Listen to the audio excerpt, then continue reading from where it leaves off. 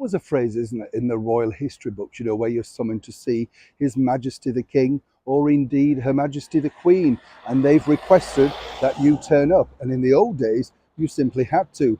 Look at the state of like Queen Victoria, Queen Elizabeth I, Walter Raleigh, people like that, summoned from world trips because their majesties wish to see them and discuss topics. Of course, we live in the 21st century world now.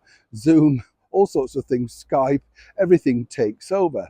But there are still many royal events that when you are commanded, asked politely, whatever you want to call it really does turn an ear, quite simply because if you're a performer, it's what it's all about. It's very good for your credibility, great for your career, and something for the history books. None more so than in this particular coronation year of King Charles III and Queen Camilla.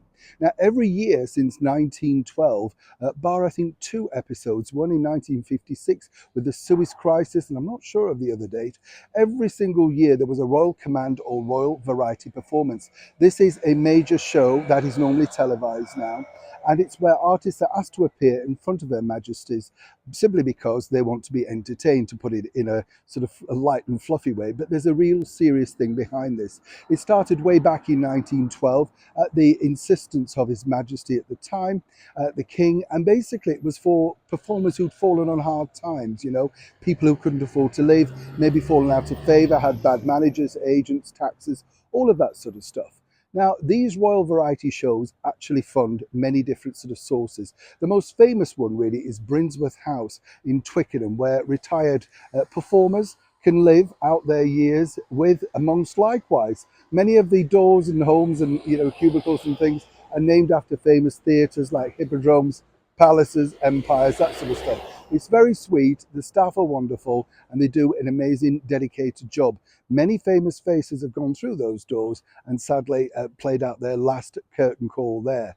But what's interesting is this year is going to be incredibly special because it will be the first royal variety show that will have in attendance His Majesty the King and, of course, Queen Camilla.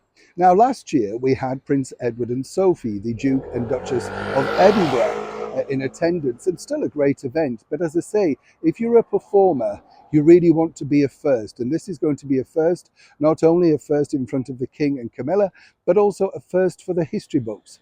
Right now, I can tell you there's a scramble from international stars around the world, both across the Atlantic and over here in the United Kingdom, and who, of course, would have the prestigious honour of hosting such an event.